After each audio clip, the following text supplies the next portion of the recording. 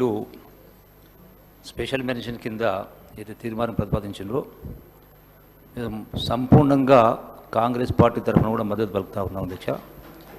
అట్లాగే మిగతా సభ్యులు కూడా విజ్ఞప్తి చేస్తా ఉన్నాం, మిగతా పార్టీలు కూడా. ఎందుకంటే అధ్యక్ష, ఇది న్యాయమైనటువంటి ఈరోజు జరుగుతున్నటువంటి జాతీయ స్థాయిలో జరుగుతున్న ధర్నా అవుతుందో ఇది న్యాయసమ్మతమైనది. ఎందుకంటే అధ్యక్ష, ఈనాడు గాడు దశాబ్దాల కాలం నుంచి కూడా అది కార్మికులైనా కర్షకులైనా శ్రమ దోపిడీ జరుగుతూ ఉన్నది వాస్తవం.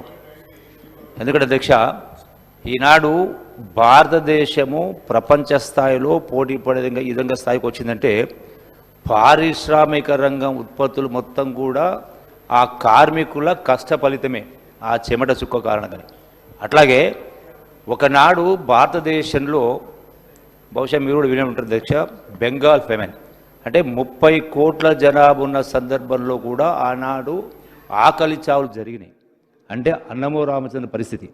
ఈనాడు 130 కోట్ల జనాభా ఉన్నా కూడా ఈనాడు విదేశాలకు ఎగుమతి చేస్తూ ఉన్న ధాన్యాన్ని. అంటే దీని వెనుక శ్రమశక్తి, రైతాంగ శ్రమ ఉంది దీక్ష.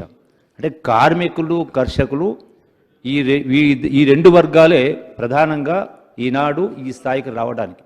కానీ వాళ్ళ జీవితాలలో ఏ స్థాయిలో అంటే వాళ్ళ కొనుగోలు శక్తి పెరగలేదు, వాళ్ళ జీవన ప్రమాణాలు పెరగలేదు. అంటే సమసమాజ స్థాపన జరగాలంటే 100% కేంద్ర ప్రభుత్వం చట్టాలను సవరించాల్సిన అవసరం ఉంది.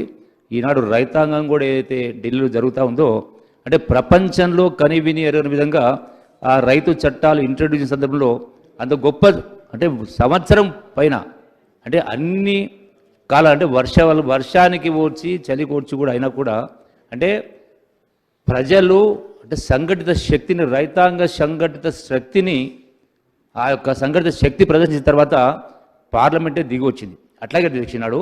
నిన్ననే మా దగ్గర అచ్చంపేట దగ్గర కూడా కొంత రైతాంగం వేరుశనగకు మద్దతు ధర రాలేదని కొంత ధర్నా చేయడం జరిగింది. వాస్తవం అధ్యక్ష.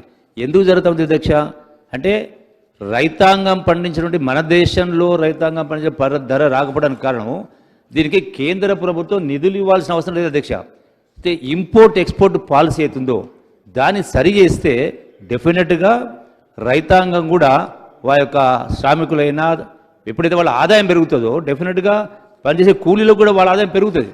సో అందుకనే ఈ యొక్క కేంద్ర ప్రభుత్వం వీటిపైన ఇలా ధర్నా అయితే జరిస్తూ ఉన్నారో జాతీయ స్థాయిలో 100% కేంద్ర ప్రభుత్వం దిగివచ్చి పునరాలోచన చేసి చట్టాలను మార్చాల్సిన అవసరం ఉంది. సమసమాజ స్థాపన జరగాలంటే, సోషలిజం రావాలంటే డెఫినెట్గా మార్పు రావాల్సిన అవసరం ఉంది అధ్యక్ష. ఈ యొక్క సమ్మెకు పూర్తి మద్దతు ప్రకటిస్తూ సంఘీభావం తెలియజేస్తూ ఇతర పార్టీలకు కూడా మేము కూడా విజ్ఞప్తి చేస్తా ఉన్నాం అధ్యక్ష. మేము కూడా ఇందులో పాల్గొంటాం, మా పార్టీ కూడా పాల్గొంటా ఉంది అధ్యక్ష. థ్యాంక్ యూ అధ్యక్ష. Thank you. 0 hour